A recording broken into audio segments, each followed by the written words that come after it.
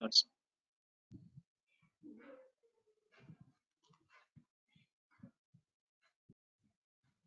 we start on us. Yes, we are live. Yeah. Good evening, everyone. So this is the continuous updation of knowledge. This time we have a good speaker, chartered accountant come advocate Sathyanarayan sir. He is a commerce graduate in Madras Law and Sociology from University of Madras and associate member of Institute of Chartered Accountants of India, Cost and Management Accounts of India, and company secretary. Has done a BG program in Treasury and Forex Management from ICAI, CISA from ISCA USA, Intellectual Property Program from WIPO Institute, Geneva, and Graduate Certificate from International Arbitration from NUS Singapore. He is worked in large Indian corporates, MNCs, and banks for over 15 years, and he is enrolled as a Tamil Nadu Pondicherry Bar Council in Tamil Nadu Pondicherry in the year 2001. Currently a partner with Wise & Worth, advocate and consultant. His practice area includes tax laws, IBC, corporate law and intellectual property law, regulatory appear before commissioners, income tax, NCLT, NCLAT and High Court, etc. Regular speaker at various forum in IBC, tax and intellectual property rights, tax, technical laws and corporate law and topic of general importance, and in a regular writer in various professional magazines. Presently honorary advisory for direct taxes to Andhra Chamber of Commerce, member of expert committee in corporate law in Hindustan Chamber of Commerce. Presently he is doing research program PhD in Tamil Nadu Ambedkar Law University on goods and services taxes. The today's topic is legal update under income tax law. So I think our profession is heading towards the mostly on litigation relating to every law, whether it is IBC, whether it is goods and services taxes or income tax, whatever the law we are handling in our day-to-day professions. So mostly we have to handle with the litigations. So I think our today's speaker is showing some light on the legal aspects on the income tax practice. So with this, I welcome our speaker. Sir, the floor is yours. Thank you, Arun sir. Friends, good evening. I thought the legal updates that I'm going to give you should be useful.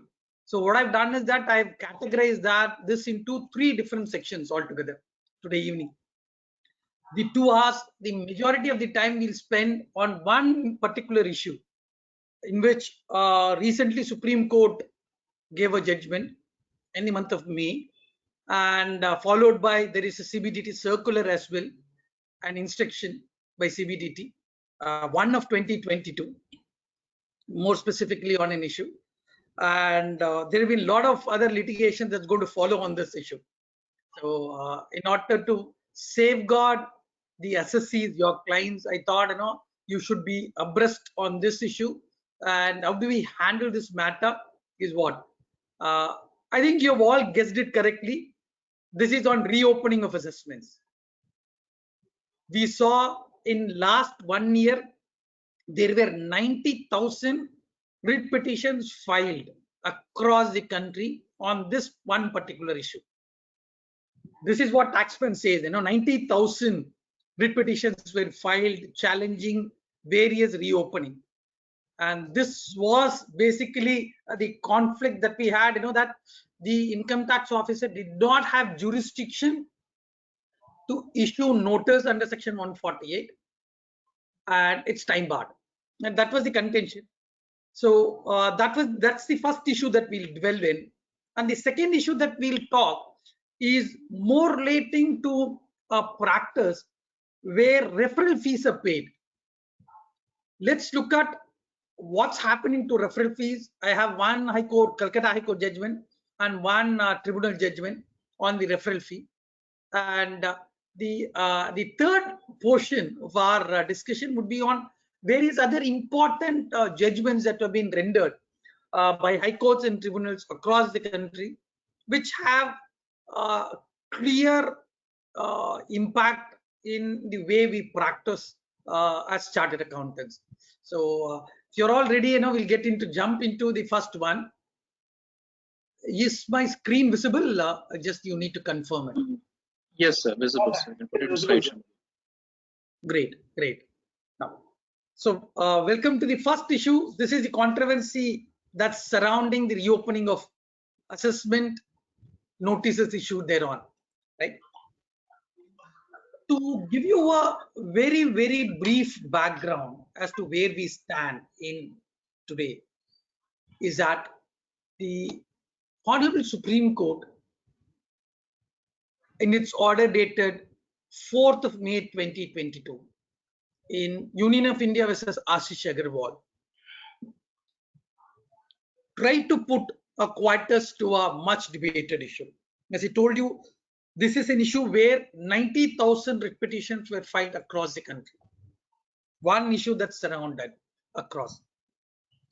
But if you ask me a question as to is a quietus being given to the issue, I would say that was unsettled by the subsequent events that took place subsequent to the Honorable Supreme Court's judgment verdict, by the notices that were issued by the income tax officers, assessing officers, based on the CBDT circular instruction 1 of 2022, dated 11th of May 2022. If you look at this CBDT instruction 1 of 2022 is issued by CBDT, by the board, more on a pretext to clarify the position of the opening of assessment notices consequent to the decision of the Supreme Court in Ashish Agarwal case. This could lead again to a second round of litigations, which we think that it will go up to the Supreme Court before it could be put to rest. Now, what is the background to the whole this thing? The Finance Act 2021 introduced a new procedure. Now, those who have heard the budget speech of the Honorable Finance Minister Nirmala Sitharaman at that point of time, she said that she's going to reduce from 6 years to 3 years, and black and white came out that there will be normally only 3 years it will be open. It will not be 4 years and 6 years that we had earlier, because it had 4 years, 6 years, and 16 years. Okay, now that was changed. They said only 3 years.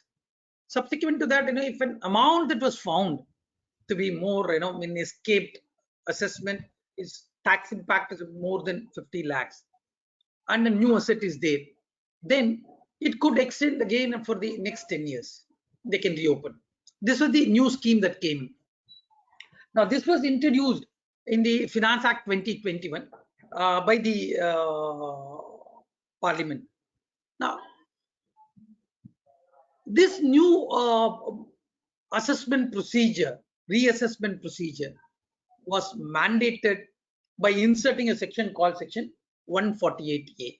Now, hitherto, all the reopenings were governed under Section 148.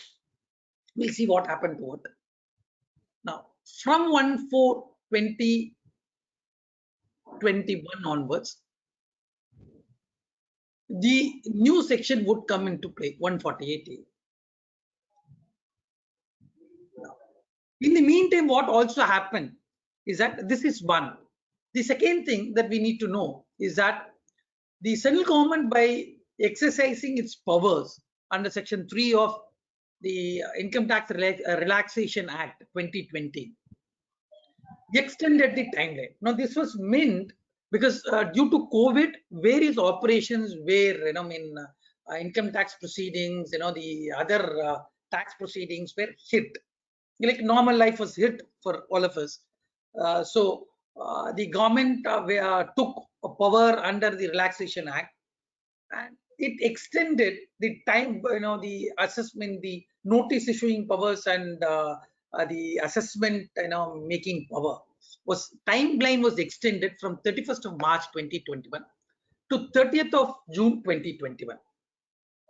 This was the second one that was done, which prescribed that Section 149, the time limit given under Section 149 for issuance of notices for reassessment under Section 148 would get extended. Those which were expiring on the 31st of March 2021 would expire only on the 30th of June 2021. So the 3 months time was given, relaxation was given by the government. This is the second set that we need to know. So one is 148, 148A insertion. The second one is the relaxation that came. Now, what happened is that subsequent to this, 2 notifications were issued by CBDT. One was on the 31st of March 2021 and second one on the 27th of April 2021, which, as they existed before the amendment of Finance Act 2021, this relaxation was given. Now, the controversy is that once the amendment has taken place by virtue of Finance Act 2021, because the consent of the president came subsequently in the month of April, subsequently. So the assessing officers, what he did, he issued as many as 90,000 reassessment notices between 1st April 2021 and 30th June 2021 under the erstwhile provision of Section 148. And for this, they relied on the notifications of CBDT dated 31st March 2021 and 27th April 2021. So the whole issue is that these notices were issued way back to assessment year 2014-15. I have notices came to my client for which we filed for even for year 13-14 as well. Those were issued during this time and even just prior to this as well was issued. Now, this is the whole controversy that's there. These are 3 things that we need to know. One is the insertion of Section 148A by the Finance Act 2021. The second one is the notifications issued by the central government by virtue of Section 3 of Relaxation Act, extending the time limit for issuance of notice for reassessment from 31st March to 30th of June. The third set is the issuance of actual notices by the department relying on 2 notifications of CBDT, which clarified the extension of time of 31st March 2021 and 27th April 2021. These are the set background in which we need to know. Now, all these notices were challenged. Though when taxman says 90,000 writs were there, notices itself, it says when in one PIB clarification, it says only 90,000 notices were issued between this period. So I don't know, it could also include other period or notices issued even prior to that, could also add up to 90,000 different writ petitions.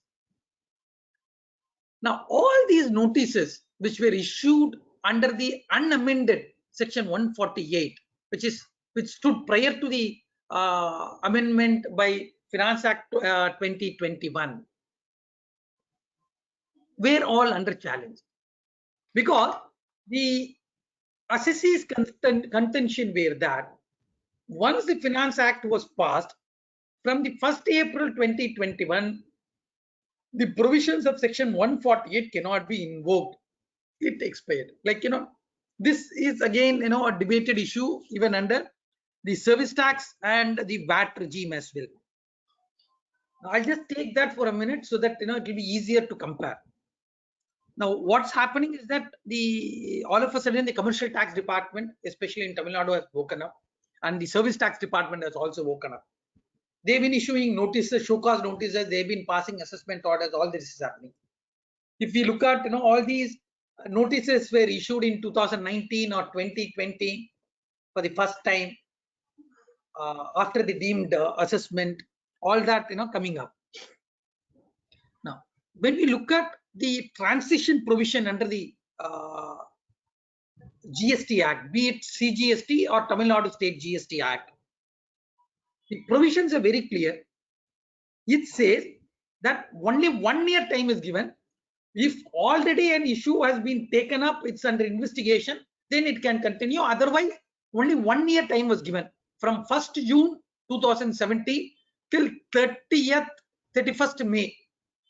Sorry, 1st July 2017 till 30th June 2018.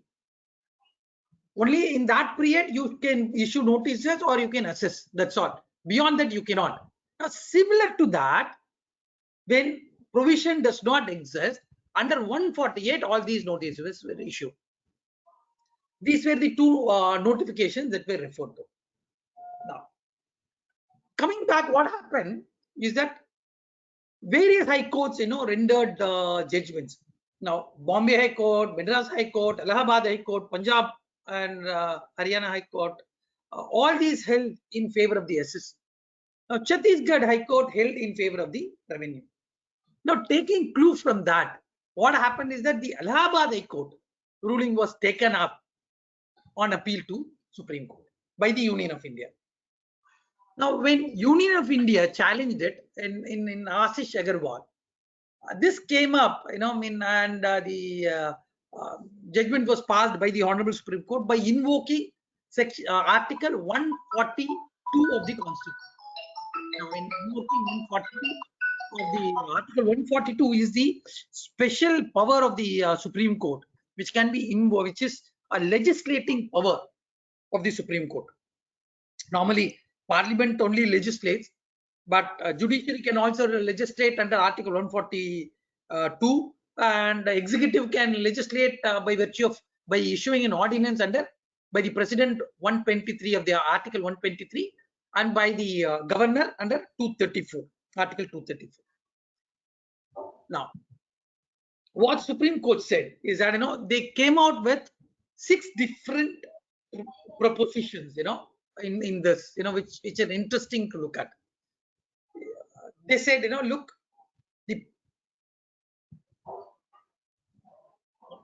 maybe that 148 is not valid anymore after 1st April 2021. But unfortunately, relying on CBDT's notification, the assessing officers have bona fidely issued these notices. So they said, going to the very object of the reassessment, Supreme Court said, because you can't frustrate them, let the revenue proceed with the pre-amended provisions, as there is a genuine and bona fide mistake that has happened.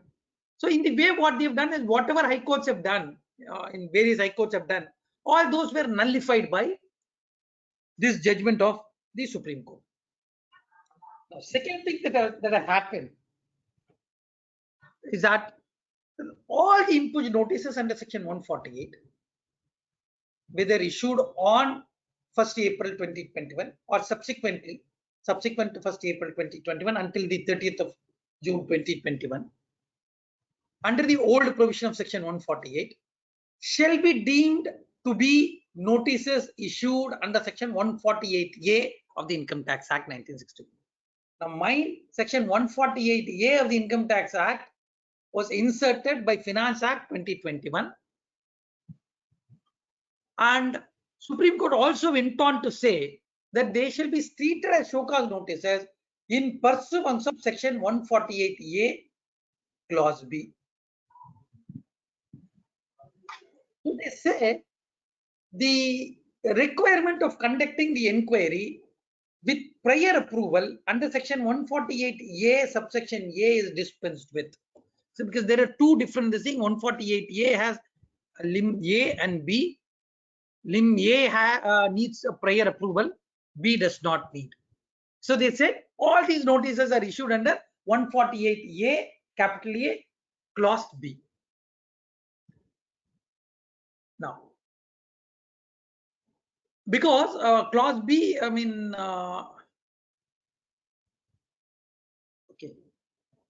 Now, what clause B means is that they want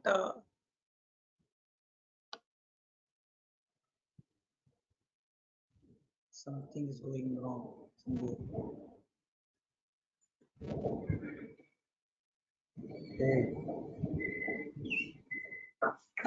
Now, what is happening is that, I mean, okay, now I'm back. These slides are back for me. Now, the newly inserted section 148A requires the AO to issue a notice under 148A clause B after approval of specified authority, and he has to show cause as to why notice under section 148 should not be issued on information which says that the income has escaped assessment. So this is a precondition to 148. Now what has happened is that whatever notices were issued by earlier from 1st April 2021 until 30th June 2021 by the assessing officers under section 148 were deemed to be notices issued under section 148 capital A clause B. So this is only a show cause why notices cannot be issued under for reassessment. So that is how it is changed. This is the second thing that has happened. One is that Supreme Court said it has to go to the purpose of reassessment and it cannot be frustrated. So they said all these were genuine and bona fide mistake. So they undid the High Court judgments all. Second, it said now whatever notices were issued, all those notices are now notice under section 148A(b). So they, in a way, they've all been deemed to be notices issued under 148A(b). So the next interesting part is that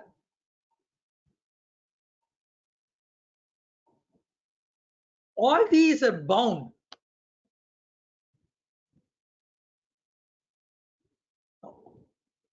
Now, by virtue of 148A(b), what happens is that the AO is bound to give reason within 30 days. Now, 30 days may have been 31 days. 2nd of June, because 4th of May is when the judgment came in, so of the Supreme Court. So 2nd June is a time within which the assessing officers have to give reason as to why. And it is also mandate on the part of the assessing officer to share not only the information but the material relied on by him as to why he is proceeding with reassessment. This is all brought in for transparency and to reduce litigation. We need to mind that. But all these are what is creating. The flutter is getting created because of what the department has done. The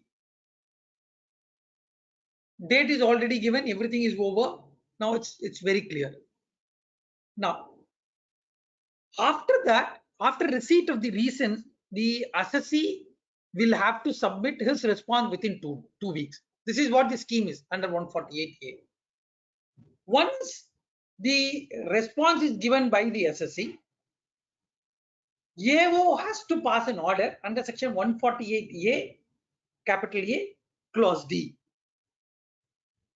determining whether it's a fit case for to proceed with reassessment or not.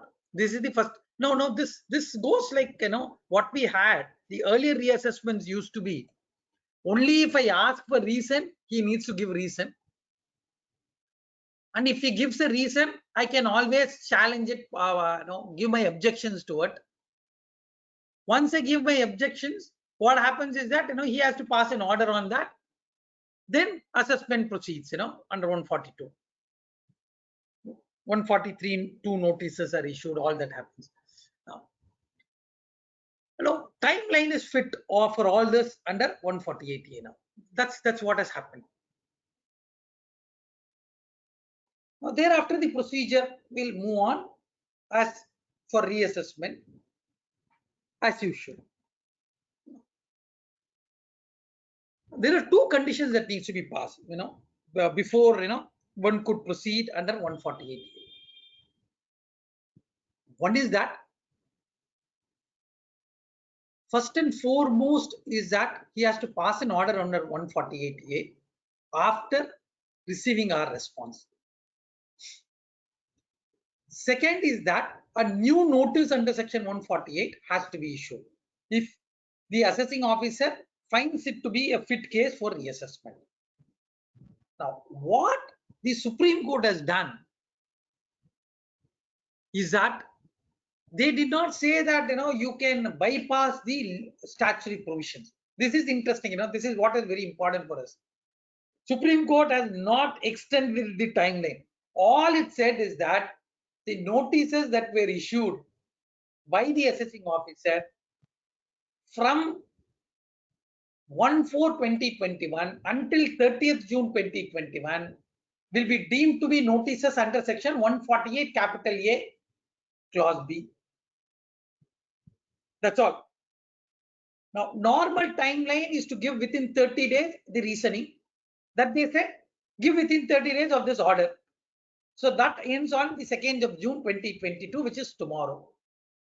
It ends. He has to give a reasoning. Then after that, we have the assessees have 2 weeks time to give their response, their objections, if any. Because while giving the reasoning, the assessing officer should also provide the material that he relies on. Because we always know, right? There has to be new materials and certain circumstances that he has to say. What is the new material he has and how he is relying on to say that, how he formed his opinion to say that the income has escaped assessment. Now all these procedures have not been dispensed with by the Honorable Supreme Court. All it said is that this is deemed to be a notice under 148A clause B. That's all. Knowingly, unknowingly, that's where we stand. Now, if all this be the case, the timeline is what we need to, even if they miss one of these parameter, the assessee has a very good case to say that the assessing officer does not have jurisdiction. Now, we all know, it's an established principle of law now. The assessing officer is vested with the jurisdiction only when the notice under 148 as contemplated in law is issued within the time frame. For example, if it's 4 years, within 4 years, and notice needs to be issued. Even on the last day the notice is issued, it is dispatched, he is on safe hand. It's not the question when the assessee receives it, but if it is issued on the last date, even 31st of March, a particular year, the notices has to go out from the has gone out from the department, then he gets, even if it goes to the post office on the next day, let's say on the 1st of April, the assessing officer will not have jurisdiction at all. That needs to be kept in mind, when we talk about all this. Now, this should be under the new provisions, newly amended section 149. Now, we get into the next issue that we have.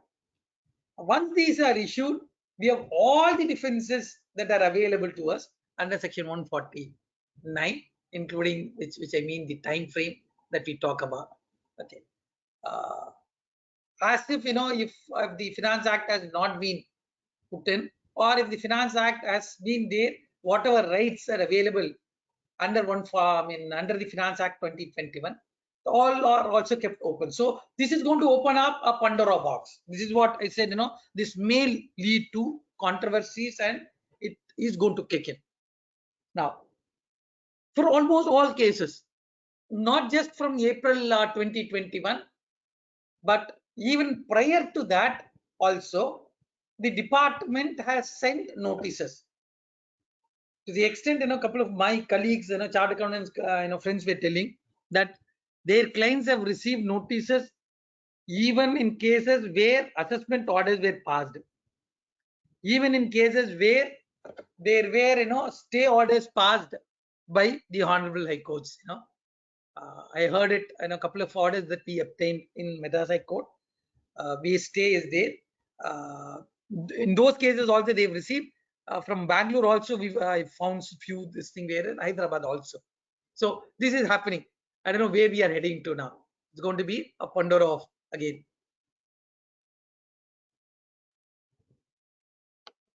Okay. Now what has happened is that after this Supreme Court order, CBDT issued Instruction 1 of 2022. This was on the 9th of May 2022. Sorry, 11th of May 2022.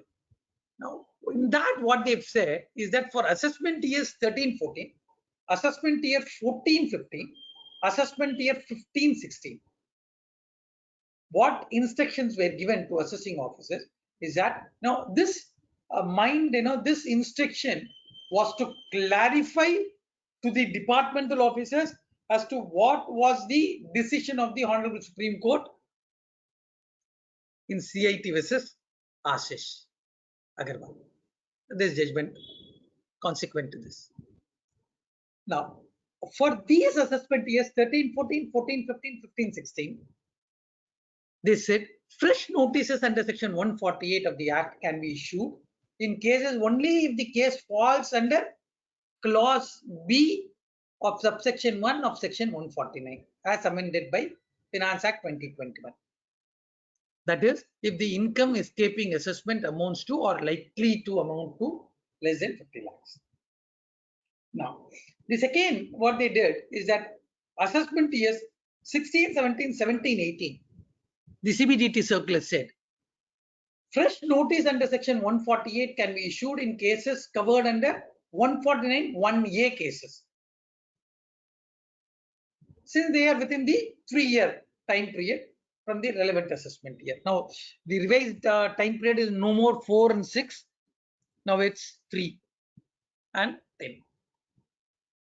Now, the big question that comes up is that is the CBDT SIRC instruction under 1 of 2022 in accordance with the provisions of Income Tax Act or not? Because whatever CBDT issues instructions or circulars, those are binding on the officers under section 119 of the Income Tax Act and not on the assessors if it's going to be prejudicial to the interest of the assessee, as if there are prejudicial to the interest of the revenue, then reopening is a review is possible under revision is possible under 263. Similar to that, if it is prejudicial, CBDT circular is prejudicial to the assessee, then it doesn't hold water. Now, this is what we need to say. Now, look at, there are a couple of scenarios that possible views that can come up. And these are the view and stance that the assessees can take if they encounter any notices now, which have come after the Supreme Court decision in Ashish Agarwal.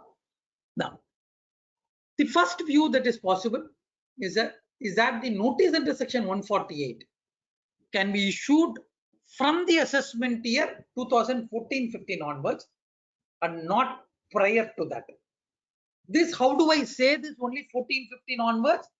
Is that because the time limit to issue notices expires on 31st of March 2021, because that is the cutoff. After that, the new reassessment procedure sets in.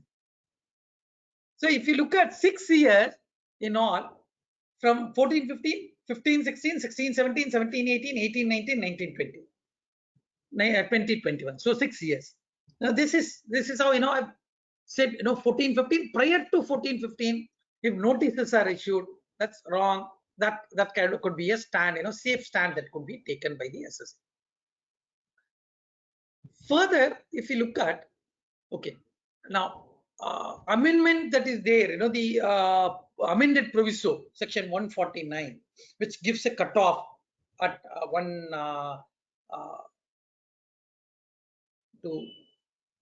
now whatever was live until 31st of March 2021 would continue. That's sunset would kick in. So prior to 14-15, they cannot issue at all. This is one stand that can be taken. Now, the second view that can be argued is that now the time limit of 6 years that's expired on 31/3/2022 cannot be taken up now. That's the second view that's possible. Now, what I'll do is that I'll quickly take you in to a browser. Opened it. I don't know whether no, it's not there. Feeding.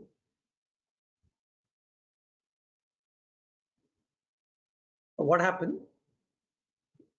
It seems the video is hidden. So Okay, right. Because I've been getting some prompts and okay, no problem, sir.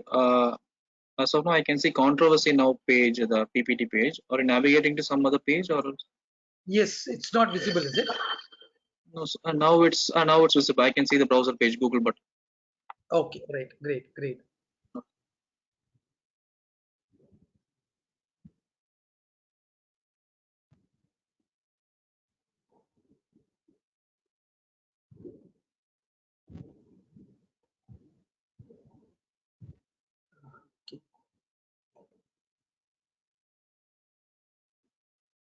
Now, this is the previous provision that we have unamended.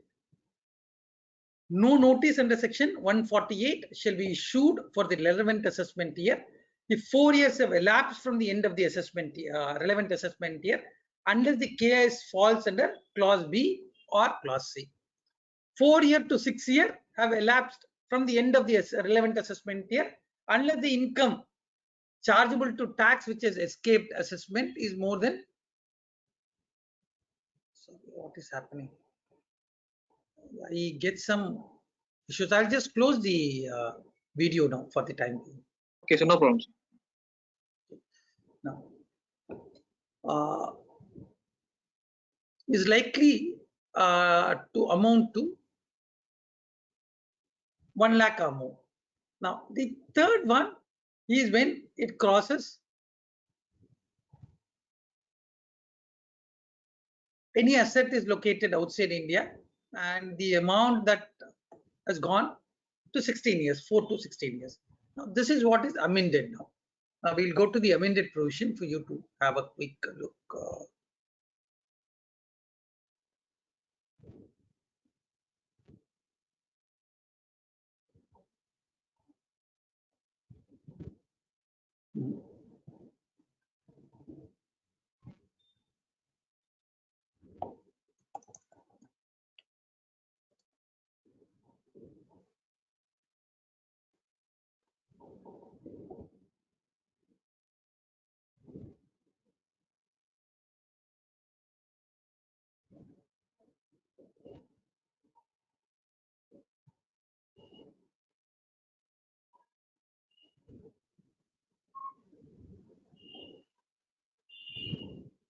So calculator.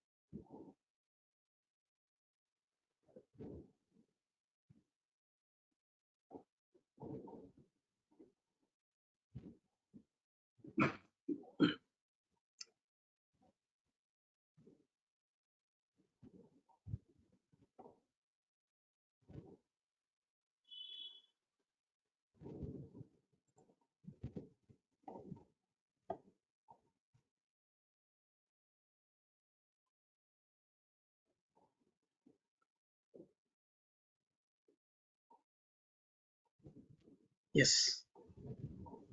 This is the amended provision now. Now, no notice under section 148 shall be issued for the relevant assessment year if 3 years have elapsed from the end of the relevant assessment year, unless the case falls under clause B. B is if 3 years but not more than 10 years. Now 16 has come to 10 now, have elapsed from the end of the relevant assessment year, unless the assessing officer has in his possession the evidence,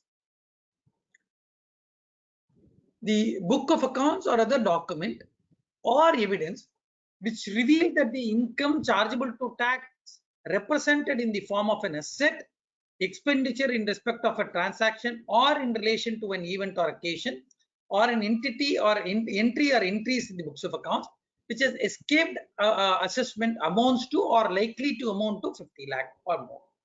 So more than 50 lakh amount.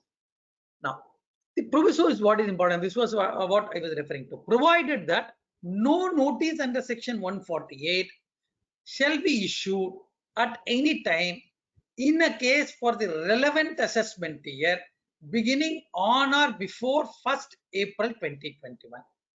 So if the notice pertains to an assessment year prior to 1st April 2021, a notice under section 148 or section 153A or 153C could not have been issued at that time on account of being beyond the time limit specified under the provisions of clause B of subsection 1 of this section, or section 153A or 153C as the case may be, as they stood immediately before the commencement of Finance Act 2021. So prior to the amendment, what it stood, they refer to 149 1B. 149 1B.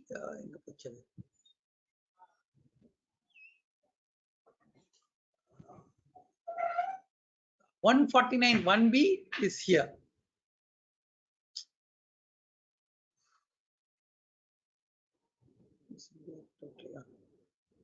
Is that if 4 years but not 6 years? This is the one that is referring to. So maximum that they go is only up to 6 years. And 6 years when? 6 years when? Now that's the next question that comes in. As of April 2021, now we are already, March 2022 has already gone.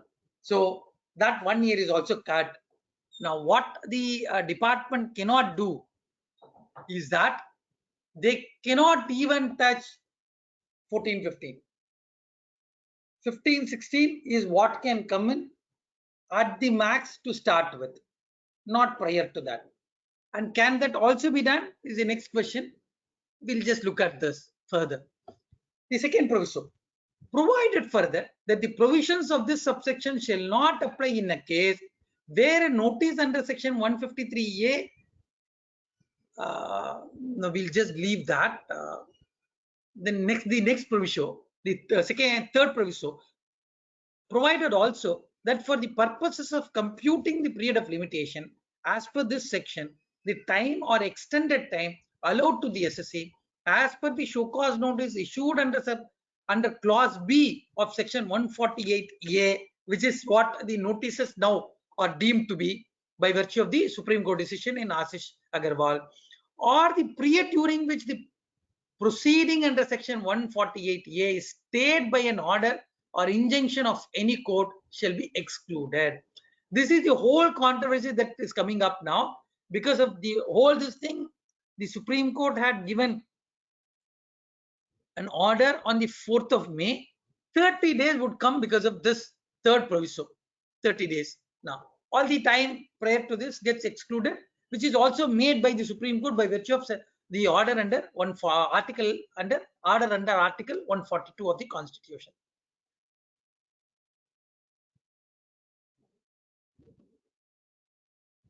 So the whole this thing that comes in is that it is very much arguable whether it holds or not. Even assessment year 15-16 would also be time barred because only up to 31/3/2022 for 15-16 can be issued. Now the notices are issued.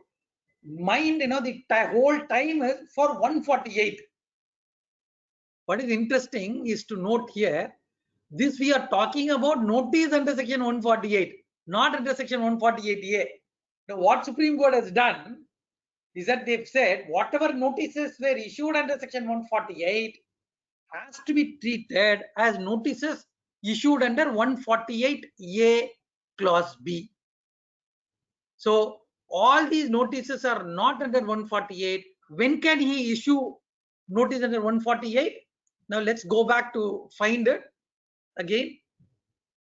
Can be done only after he passes an order under 148A clause D, an order which says that it's a fit case or not a fit case.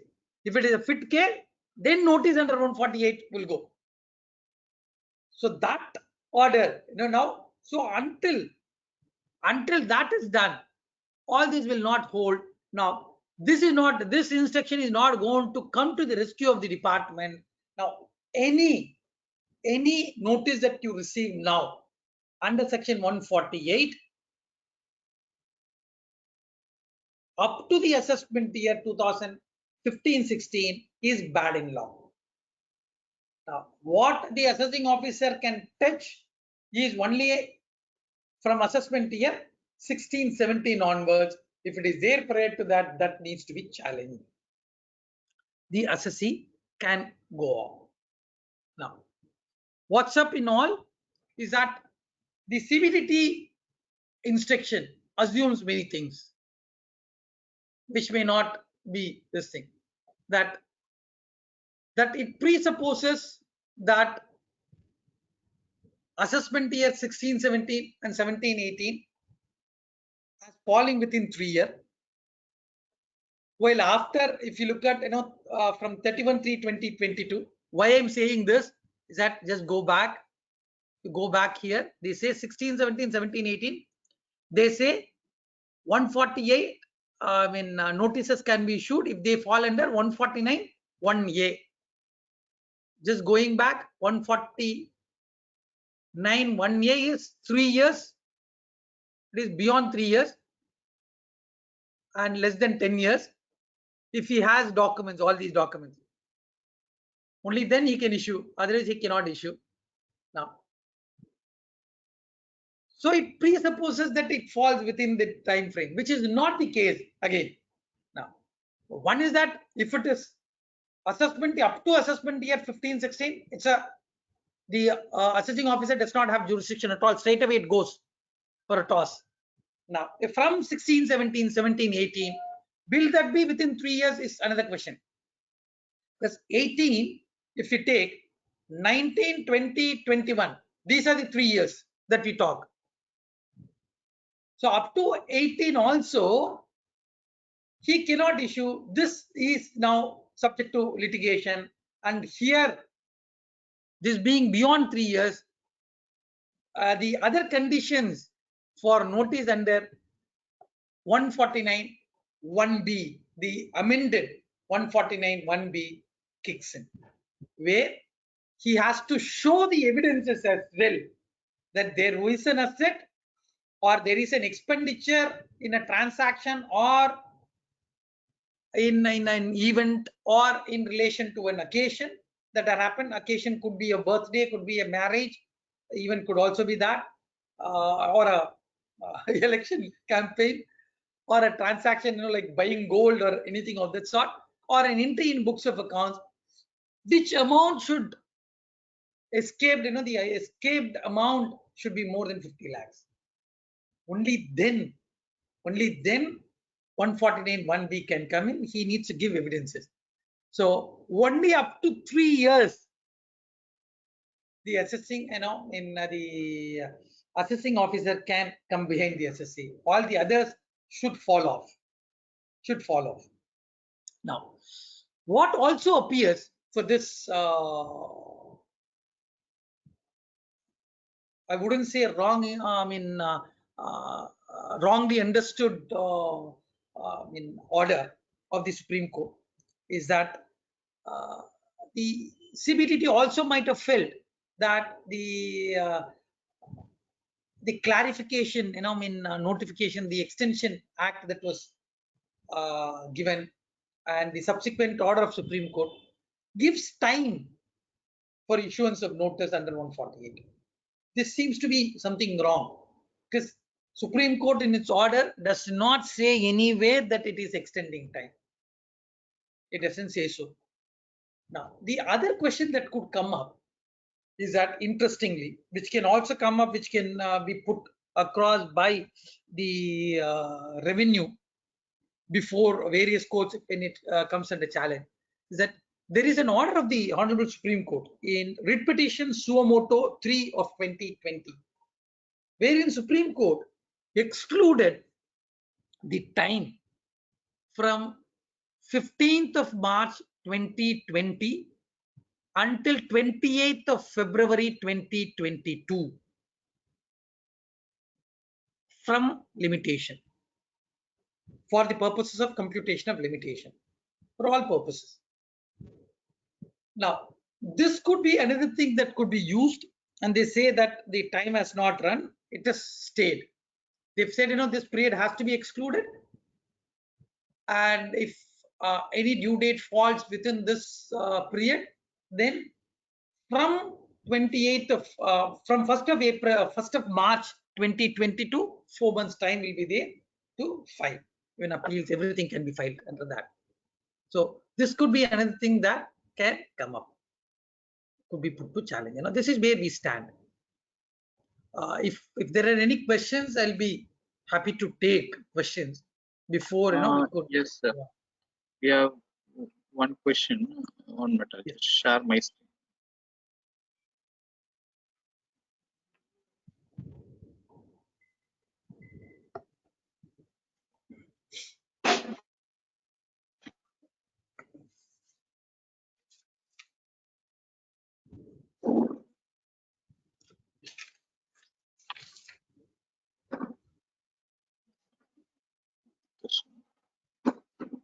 What is the position now after discussion, after the discussion as per the Honorable Supreme Court, whether assessment will be as per timeline or will be as per the Finance Act 2021, that is 4 years timeline? Okay, this is the controversy. I mean, before we go into whether it will be under the old or new,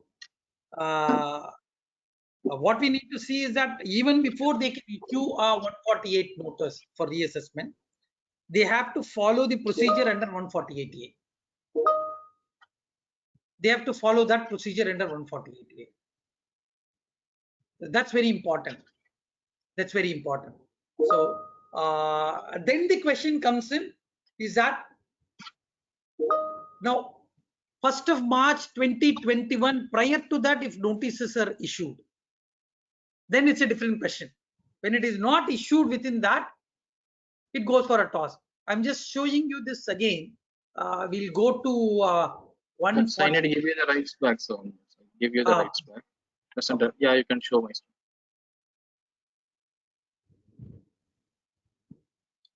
Now look at this. This is very important. This is what we had. The old 149 and the new 149. Here, if we look at what they've said in the first proviso, is that provided that no notices under section 148 shall be issued at any time, in a case for the relevant assessment year beginning on or before 1st April 2021, if a notice under section 148 could not have been issued at that time on account of being beyond time limit. So when they say that, what it would mean is that, to be very precise, the 4 to 6 is fine, but 4 to 6 can be done only if they have material on hand, and even to do that they have to follow the procedure under 148A, which is that the department has to give not only the basis on which they form the opinion, but the material also on which they form the opinion. It could be an entry, it could be some ledger that they've got, or a third party admission statement that they've got. Any of these, they have to give that evidence as well. That's what is important. If they fail to give that, then the whole 148 notice would go for a toss.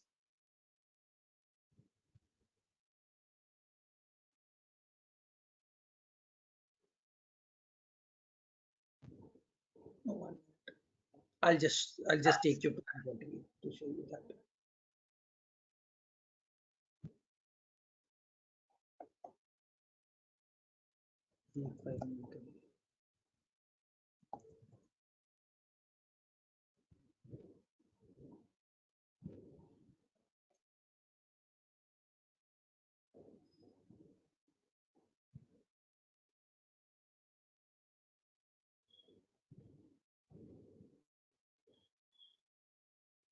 I downloaded these pages. I don't know what happened to these pages. I'm sorry.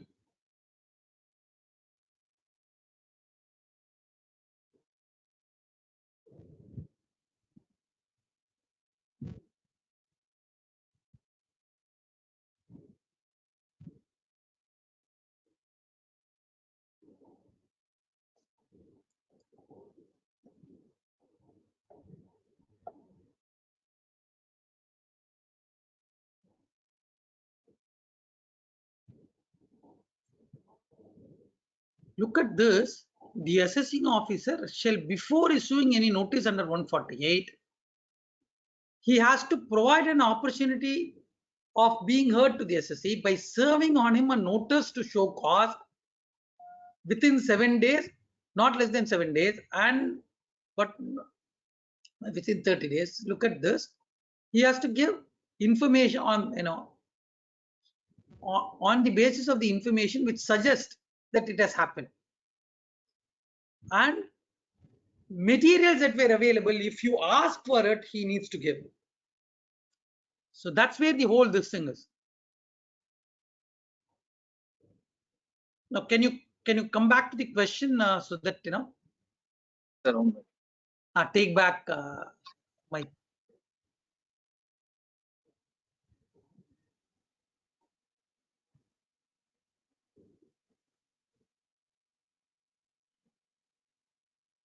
So this 4-year timeline remains. It's not that it is not there, but 4 years when it remains, he needs to give you so many things. You don't have to ask for. He needs to give explanation himself, and he has to show cause you first before he could issue even a 148 notice.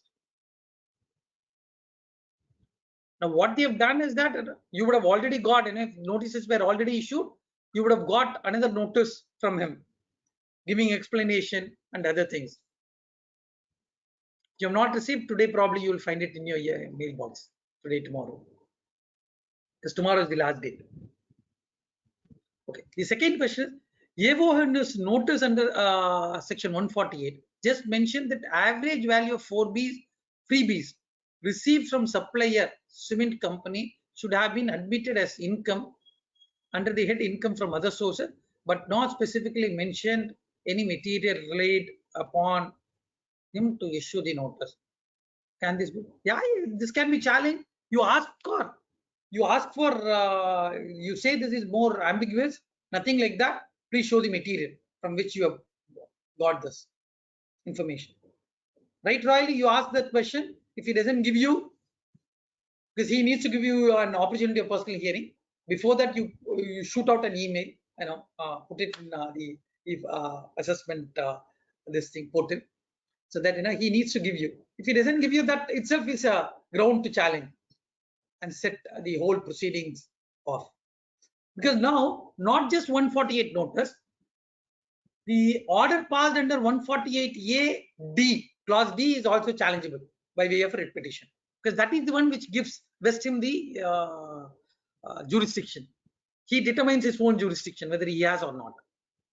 So you can very much ask for this material evidence, and if he doesn't give you, that's it. In most of the cases, what I've seen is that they just keep saying different things. Now that faceless assessment, they just give something or the other. They give about pages, 4 or 5 pages. The notice comes to.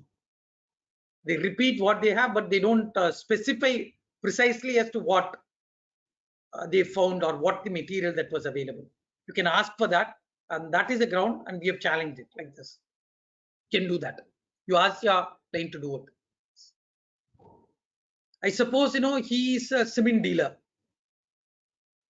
Is he a cement dealer? Can just can they modify this thing? No, sir. Maybe we'll get a response from the. I suppose he's a cement dealer. If he's a cement dealer, then it will not be an income from other sources. It will be part of the business income. This cement dealer, cement distributor, then the extra cements that he would have got is not an income from other sources, it's business income only. Can reopening notices be issued under 148 for 1516? I don't think they can. If they issue it, it's legal. That's what I'm trying to tell you. Without jurisdiction. Any notice that they'll issue, okay, any notice that they'll issue after 1617 alone can in a way sustain. Prior to that, it cannot. This takes that 6 year in, like, you know, the first question that was there, can within 6 years the old law will apply or new one will apply, old will apply, not 3 years, 6 years, that will apply. But when we say it applies, it means that it would. Can a value of purchase of asset come under preview of 148A if the value of purchase is more than 50 lakhs? For which period? Asset, no, it's not a question of asset. If there is no source to show that, if there is an escapement, you know, for example, you know, let's, it's a disproportionate, then probably it can come in. The value of an asset itself by being 50 lakh, probably if you let's put, I know, a scenario, because the question is very ambiguous, not, you know, with sufficient information. So we might have to add few assumptions to it. Let's say a person who has declared consistently an income less than 10 lakhs or not less than, you know, not taxable limit, or just breached the taxable limit, minimum taxable limit. He has bought an asset for 50 lakh. Then probably, you know, this question could come in. But if a person who has been consistently showing an income, or decent income year on year, in that case, you know, this cannot be a question. The purchase of an asset worth 50 lakhs cannot be an issue. The income that should have escaped should be 50 lakhs. Okay. And if Go you back say to presentation. that's gone. Sorry? Yes, sir. Okay. Okay. Now, if you're done, you know, we'll go to the next one. Now, Yes. the next question that comes in is referral fee. Now, where do we stand in terms of referral fee? Now, sometime back, there was a CBDT notification, if you remember, that was about four years back, 2017. CBDT said any free B is given to medical practitioners by pharma companies is illegal and it cannot be business expenditure allowable under section 37(1). As medical practitioners are not supposed to take freebies. This was the starting point. That was more for the pharmaceutical companies which they had, and they had to take a different route, or, you know, the whole the way the business was done by pharmaceutical companies changed after that CBDT notification. Now, consequent to that, what happened is that many other things are also changing. Now, let's look at two judgments. This is Calcutta High Court judgment of Peerless Hospitex Hospital and Research Center, and referring to a referral fee or commission paid to doctors by the hospital, okay, for referring patients to the hospital is not deductible under 37(1). Now, we have had controversies in the past whether the doctors who are employed by corporate hospitals would come under the purview of section 192 for TDS deduction as employees, so 193 as employees, or would they go with 194J? Uniform, all those were there. This was also there. Okay.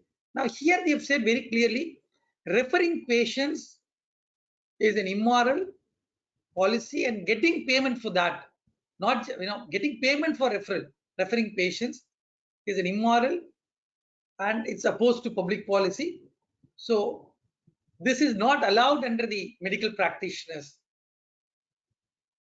under the Medical Commission of India Act now. It used to be Medical Council, the Medical Commission Act. So such amount that is paid to doctors as a referral fee or commission or bonus, whatever be its name, those are all prohibited in law, so cannot be deducted under 37. This is one. Let's look at this in detail as we go along.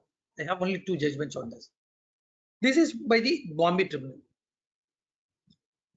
Now in this, what has happened is that a dental, okay, so what they do is the company is into the business of extraction of stem cell from dental pulp, and they are banking them, and this is part of the allied health care industry. When we talk about the pharmaceutical and allied health care industry under the Medical Council regulations, this comes under the allied health care industry. They bank them, and they probably they try to treat, do research, all this happening. The company took a plea saying that I'm not part of the allied healthcare industry because I'm not supplying anything. When extractions are made from the tooth pulp, I take out stem cells and keep banking them for whatever purposes it needs to be. It's like even our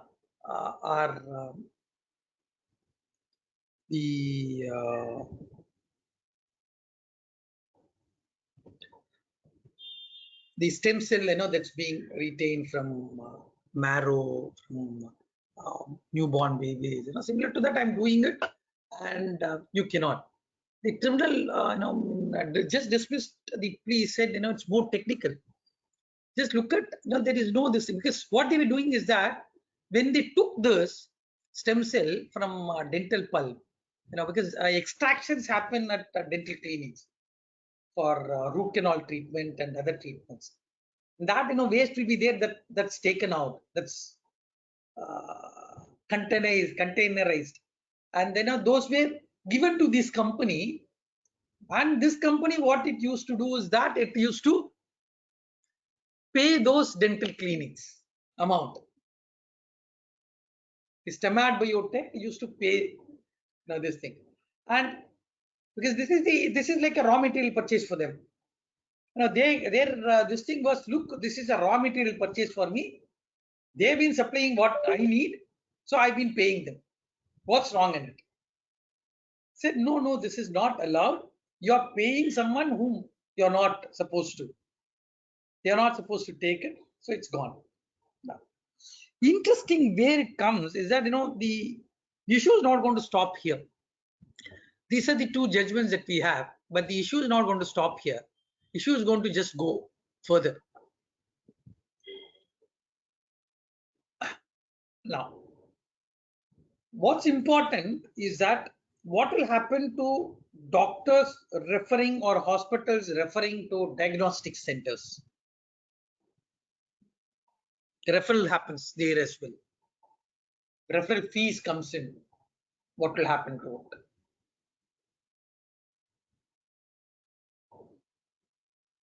And one another this thing, from a practitioner's perspective is that how do we book income if it comes from there? Would that amount to a professional misconduct for the legal in the health care professionals tomorrow?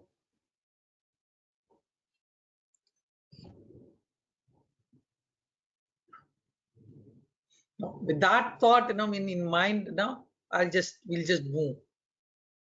Okay. Now we are into other issue. Okay, a cluster of various judgments in a way which I felt would be relevant for the profession practitioners. So thought I'll just pick, like, put it together. No. Loan was taken for construction. The property was not ready.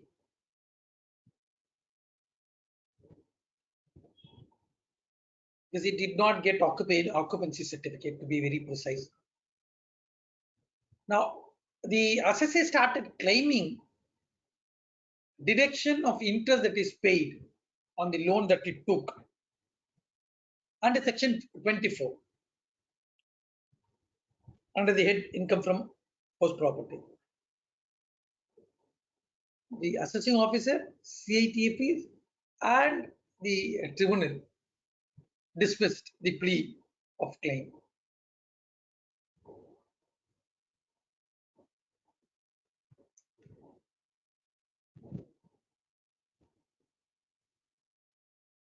Now, because even though rental incomes were there from the property offered, the stand taken was that unless you get an occupancy certificate,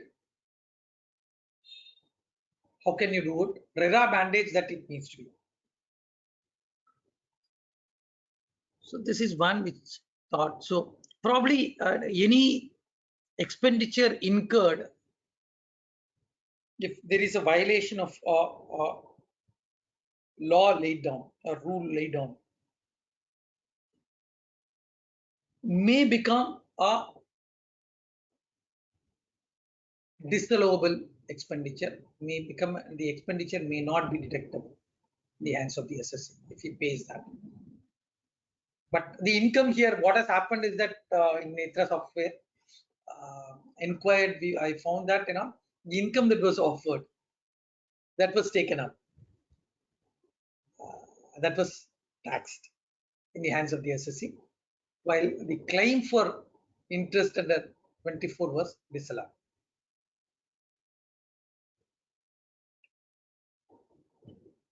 The next issue was an interesting case from the Madras High Court. Now we know in many cases what happens is that prosecution also simultaneously move on. It could be reopening, it could be a block assessment, surveys happen, found something, all that. Now what happened is that a block of 2002-3 till 2006-7 assessments, when appeals were there before ITAT, and there were also prosecutions before the Economic Offences Court, CMM Court in Chennai, additional CMM in Chennai. Now, what had happened is that the issue was decided on technicalities by the Income Tax Appellate Tribunal. The question was that when the Income Tax Appellate Tribunal has decided in favor of the assessee, should the prosecution be dropped, or will the criminal proceedings, the prosecution would proceed? Was the question before the Honorable Madras High Court.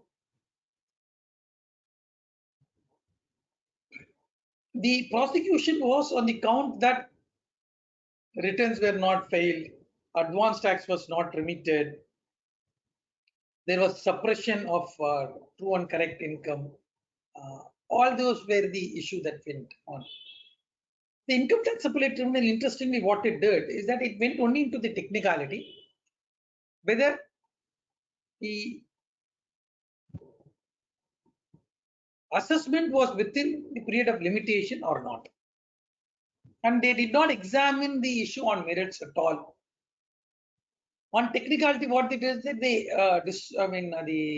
set aside the assessments as bad. The department insisted that the prosecution will continue, for which an appeal was filed before Madras High Court. Now, what Madras High Court said is that it held very categorically, saying that look, only on technicalities the tribunal has decided, not on merits. When there is no finding on merits, the prosecution has to continue. The setting aside, because the idea was the very basis on which the prosecution was initiated were the assessment orders. The assessment order was the basis on which the prosecution was ordered. When the assessment orders itself was set aside, how can the prosecutions continue? It's like when the basements, when the pillars are not there, basement is not there. Okay, how can the tower stand erect? That's the question. But the High Court said no, it should continue. Probably this will go to the Supreme Court, and it would find its way. One thing for us that comes in is that most of our cases, unless it happens to be a 263 revision or a reassessment of which is set aside by the High Court using the writ jurisdiction. Any other setting aside by the CIT appeals or by the ITAT, just only on technical grounds without going into the merits, would come as a deterrent for other issues tomorrow, which could also be even if this holds good, then tomorrow the assessment proceedings will be set aside, but the penalty proceedings would go on. That would be a wrong precedent that was set in. Ideally speaking, the Honorable High Court should have set aside the prosecution as well, but it has not happened. This is another interesting case before decided by the Allahabad Tribunal. In this case, what happened is that it was a tax return audit case, where there were certain figures in the Form 3CD. And when during assessment, the SSC's contention was that whatever was stated in Form 3CD in a particular figure was wrong. It was a mistake, it was an error committed. It was an inadvertent error, because there were obvious differences that could happen. So it was an inadvertent error, and it was a human error, and so it needs to be overlooked. The lower authorities did not go by it. They took the audit report to be the basis, and they proceeded. When it came to the tribunal was also of the view, when Form 3CD was issued by a professional, it is not just sufficient for the assessee to say that it was an inadvertent error. The assessee ought to have revised the tax audit report, or at least an addendum should have been issued by the accountant, the tax auditor, who certified the 3CD. This was more so because Form 3CD requires a true and certification as true and correct. So and he has verified the books. If there were apparent error, he should have issued a addendum or a revised report, which has not happened. So it does. Probably this is one lesson for the practitioner, saying that if there are any errors during assessment proceedings, and if it was found, better thing is that take an addendum or a revised tax audit report and give it to the officers. At least even it can be uploaded if it's a faceless assessment, so that this could be set aside. Now, issue may not get repeated. It's a case under section 66 where income was found. This was Ahmedabad tribunal judgment, where cash deposits were found in the bank account of the assessee, who was an NRI. And his contention was that he received gifts from his brother and father, and using those money, cash deposits in the bank account, he purchased a property. By just doing this, by showing that, documents in support, the gift deeds, some sale of agricultural property, whatever he had, he has discharged his owners to prove the genuineness of the transaction. And if at all, the department had something else, they should have looked at whether the brother had, father had, all that. The assessee cannot be put to prove those. That's what interestingly, they said, and this set aside the addition under section 68 of the Income Tax Act. Sorry, I mentioned it as 66, 68.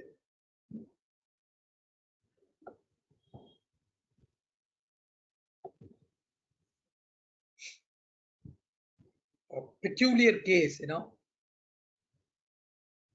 we all know section 40A1,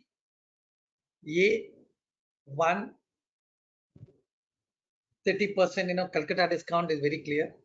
30% disallowance in case, TDS is not deducted. Expenditure is claimed as deduction under the income tax. Now, what happens if the TDS, which is deductible at the time of making provision, was reversed subsequently in April? What will happen to? Because we all know, the provision of TDS is very clear. Now, when payment is made or when it is credited to the account, meaning, when provision is made or when a credit is made to the suspense account, TDS needs to be deducted and the timelines follow. For remittance, 7 days, and the TDS return needs to be filed. All that is here. Now, on the 31st, we were all of the view that, on the 31st of March, if provision is made, TDS needs to be deducted. You have time frame to pay, and before end of May, the return needs to be filed. Now, interestingly, this tribunal judgment of Iron Way India Private Limited, which is decided by the Bangalore Tribunal, suggests that if the provision is reversed in April 20, the immediate year, April, then they say you need not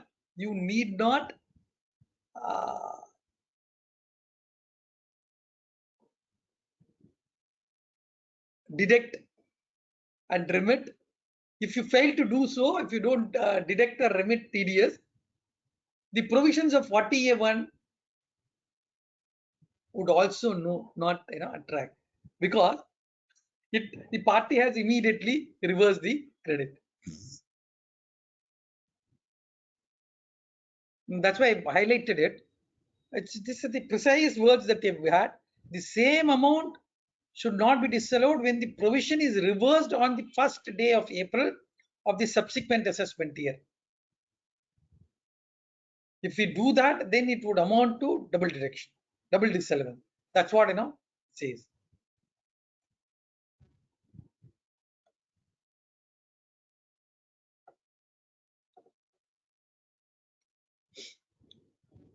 Allahabad High Court decision on this. This is on judicial discipline. This I thought will come handy for many of you who appear before the assessment and the first appellate.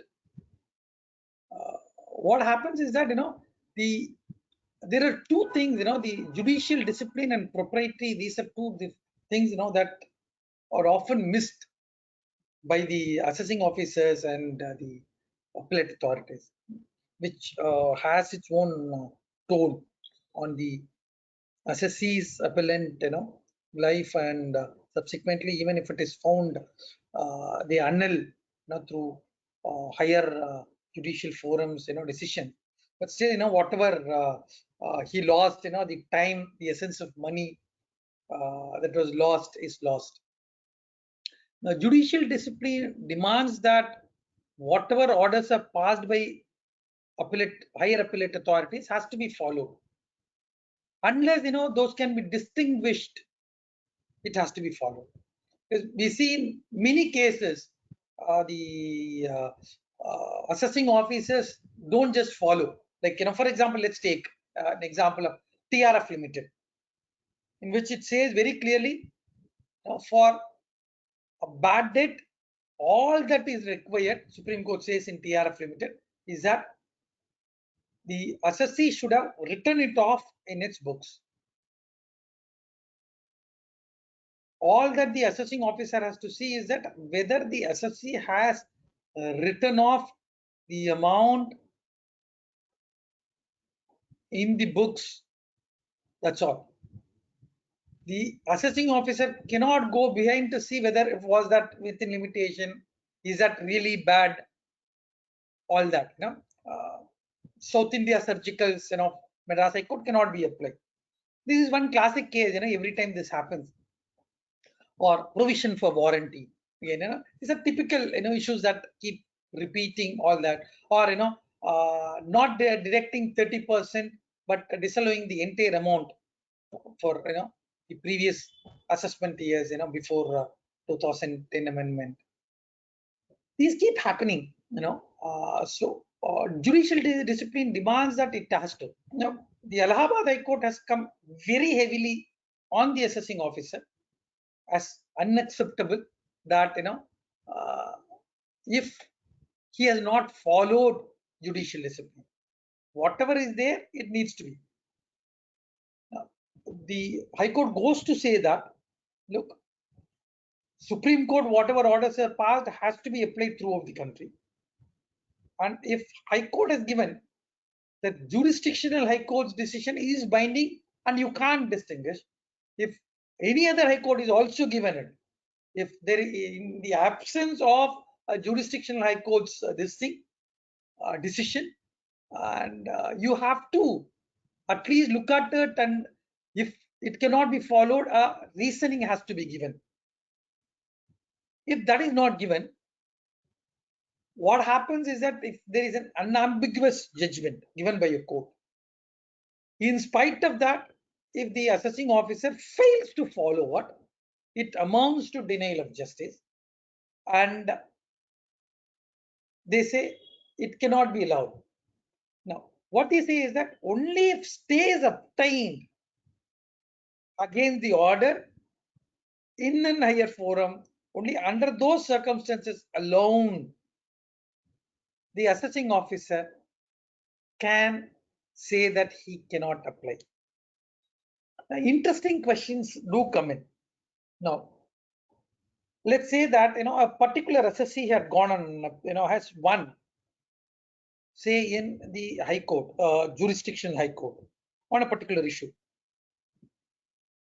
and the issue is in appeal before the Honorable Supreme Court. Let's say SLP is admitted, and if stay is granted to what, the question comes in: will this stay would mean that whatever the High Court has rendered a judgment, will that not be a judicial precedent, or will that hold to be a judicial precedent?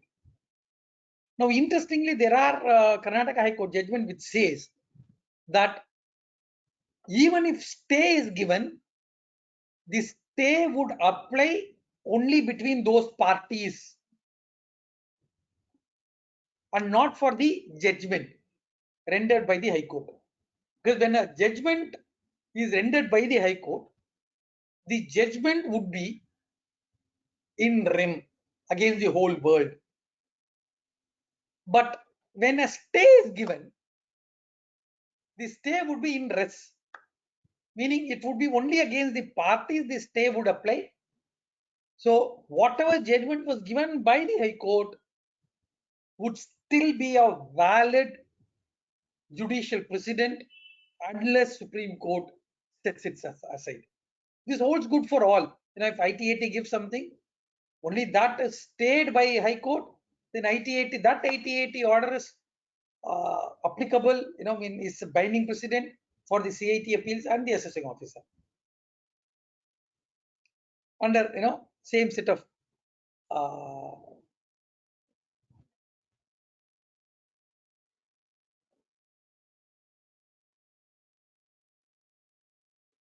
facts.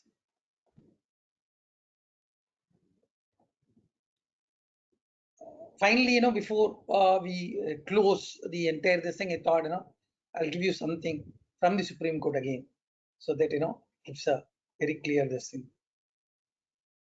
What's happening?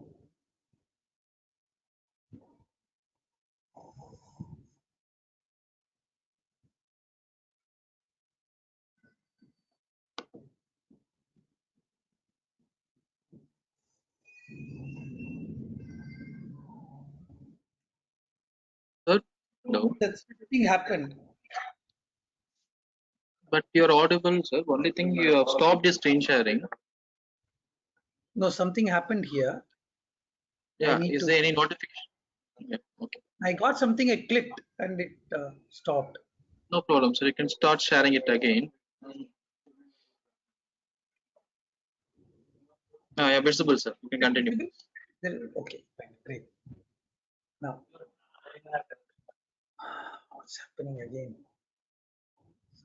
Okay. Now, finally, we'll close this with a Supreme Court decision. The issue before the Supreme Court in CIT versus Nuclear Power Corporation of India was that it was an order under 263 by the Administrative Commissioner, CIT, involving an issue under 115 JB, book profits. Now, the CIT, while passing an order, went to examine the merits of the case, and he said, the assessing officer ought to have done this, that, all that in his order. Now, the Supreme Court set aside the 263 order and said, he cannot examine merit and all. He has to only look at the twin conditions. If those twin conditions under 263 are there, then he can pass an order. If those two conditions are not satisfied, then he cannot pass an order. He has to stop with that. Was that detrimental to the interest of the revenue or not? The other issue. That's all. Then he cannot go beyond that, is what the Supreme Court has held. So with this, I thought I'll just close. There are any questions? Yes, sir. Share my screen.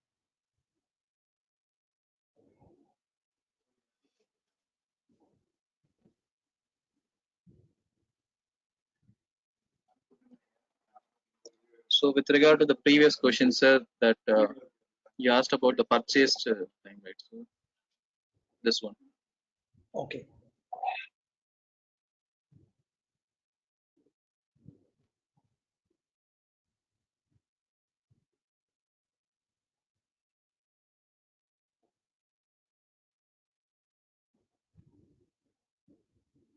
If the amount has come from overseas, then it cannot be questioned because he is not an assessee here. He has not been subject to. And under those circumstances, if the person himself is an NRI and the entire amount has come from overseas to purchase that, then I don't think, it can come within 149(1) be the revised one. It cannot come. It cannot come in. The assessee is a cement dealer. Company has taken the dealers for foreign tour, which is a normal one every time. And the notice says average value of freebies. I think this is the share of total expenses claimed by.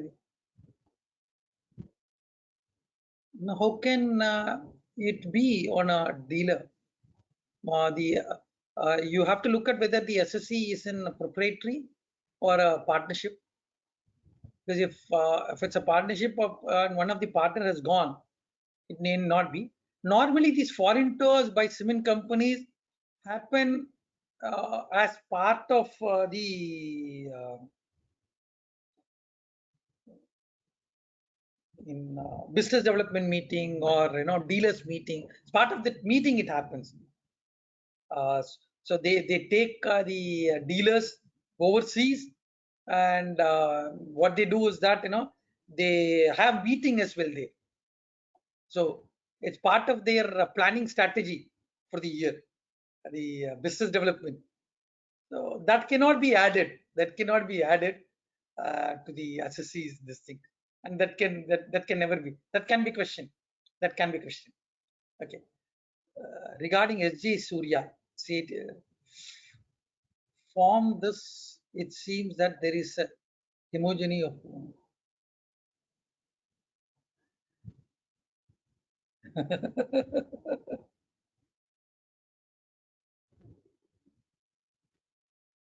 No, you cannot do. You cannot do anything. Unfortunate, we need to. Sometimes, when it is done, we keep, uh, the SSC representatives keep telling the bench saying that, pass an order. I think even, the vice president bench the other day was also telling, the previous to previous week was also telling that they'll only remand back if it is technicalities, and they don't want to pass orders, setting aside. So unfortunate, I know that, but we don't have anything done in a bona fide manner without any malified intention in discharge of a judicial function. You cannot question it. SC has, it's everything is bona fide unless it is proven to be not. SC has held section 263 revisionary powers not to examine issue on merits, but everything can be adjudged as an issue of merit. Okay. Now, in the process, okay, of they can discuss the facts, but they cannot express their opinion that this is taxable under these provisions and this is what happens.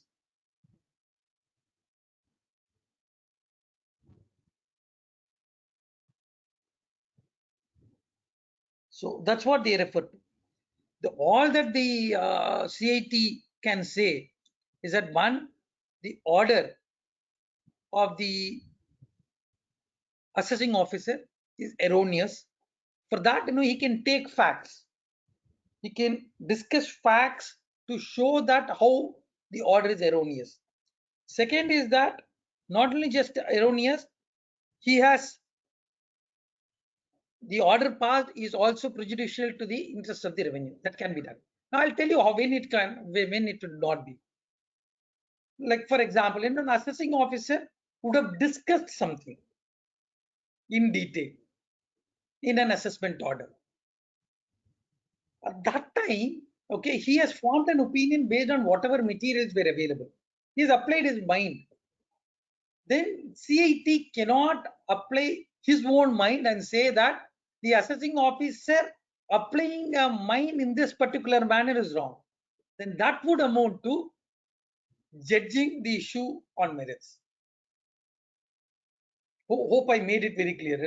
Let's say, for example, now the assessing officer took the profit before taxes and prior period income as the profit, and on that basis he calculated the book profit under 115 JB. Let's take that to be very simple.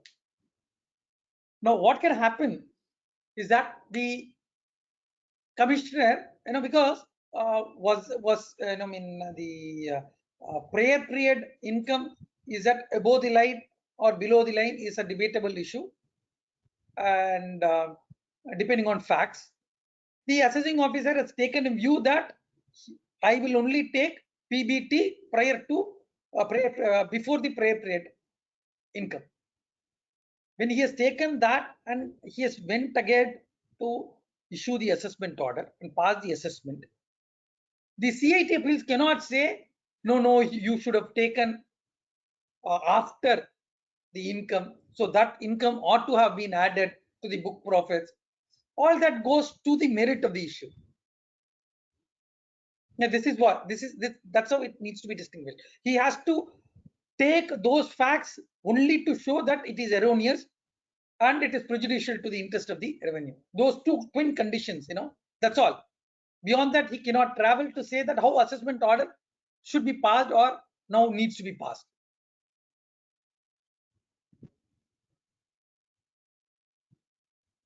Those were the questions, sir. Arun sir, what you? So I'll close it then. Yes, sir. I'll show the last. I'll show the last slide so that Yes, sir. Please. I'll give you the right sound, right? Yeah, please. So no more queries.